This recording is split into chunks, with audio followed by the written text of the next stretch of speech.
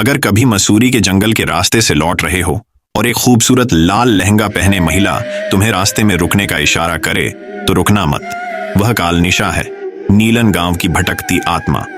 यह चेतावनी पीढ़ियों से मसूरी के निवासियों के बीच गूंजती आ रही थी। नीलन, मसूरी के पास बसा एक छोटा सा गांव, अब खंडहरों का ढेर बन चुका था। लोग कहते हैं कि इस गांव की बर्बादी का कारण यही कालनिशा थी।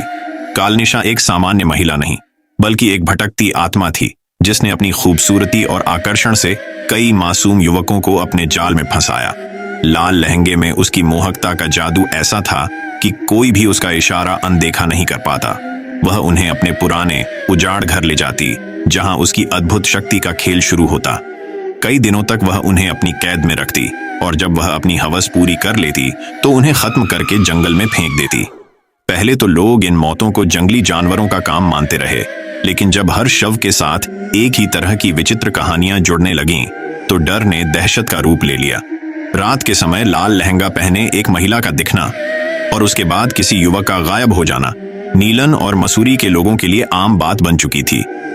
हरीश, एक 25 वर्षीय युवक, मसूरी में रहता था। उसके दोस्तों ने उसे कई बार कालनिशा की कहानियां सुनाई थीं, लेकिन उसने कभी उन पर विश्वास नहीं किया। यह सब बेबुनियाद बातें हैं, वह हंसते हुए कहता। एक रात जब वह देर से मसूरी लौट रहा था तो उसने उसे देखा। लाल कपड़े पहने, चमचमाते गहनों से सजी, वह सड़क के किनारे खड़ी थी। उसकी बड़ी बड़ी आंखों में कुछ ऐसा था जो हरीश को खींच रहा था।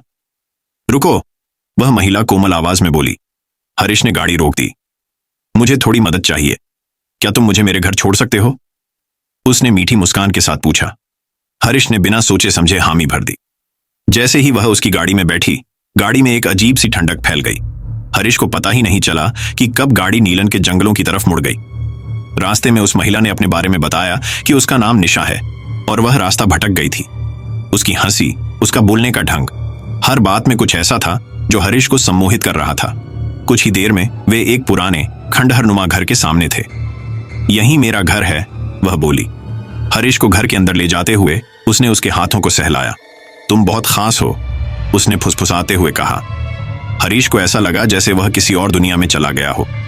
लेकिन जैसे ही हरीश ने उसके घर का दरवाजा पार किया, उसे एक अजीब गंध महसूस हुई। घर की दीवारों पर खून के धब्बे थे और कोनों में हड्डियां बिखरी हुई थीं। हरीश के मन में डर जागा, लेकिन उस महिला की आंखों में उसे एक अजीब सा खिंचाव महसूस हो रहा था। तुम्हें मुझसे डरने की जरूरत नहीं, उसने कहा और अपने लंबे बाल खोल दिए। उसके बालों से अजीब सी रोशनी निकल रही थी। हरीश ने समझ लिया कि वह साधारण महिला नहीं है। तुम कौन हो?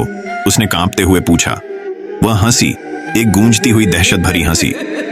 मैं कालनिशा हूं। जो भी मेरी तरफ आकर्षित होता है वह कभी लौट नहीं पाता। हरीश ने तुरंत अपनी जेब से एक छोटा सा चाकू निकाला जो वह हमेशा अपने साथ रखता था। उसने हिम्मत करके उसके बालों का एक छोटा सा हिस्सा काट लिया। जैसे ही उसने यह किया, कालनिशा की आंखें बदल गईं। उसकी मोहकता गायब हो गई और उसकी असली डरावनी शक्ल सामने आ गई। उसके दांत नुकीले थे, आंखें खून सी लाल और उसकी हड्डियां उभरी हुई थीं। तुमने क्या किया? वह चिल्लाई।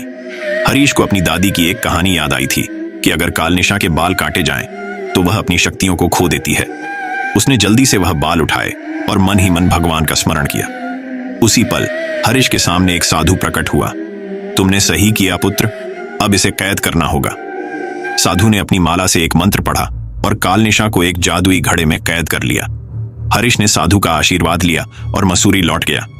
लेकिन जंगल अब भी वैसा ही था, सुनसान और डरावना।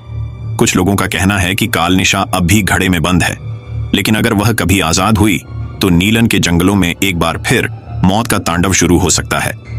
अगर कभी मसूरी के जंगलों में लाल लहंगा पहने एक महिला दिखे तो उसे अनदेखा कर आगे बढ़ जाना ही समझदारी है। कहानी पसंद आई हो तो वीडियो को लाइक और चैनल को सब्सक्राइब करके अपनी सपोर्ट दिखाना। धन्यवाद।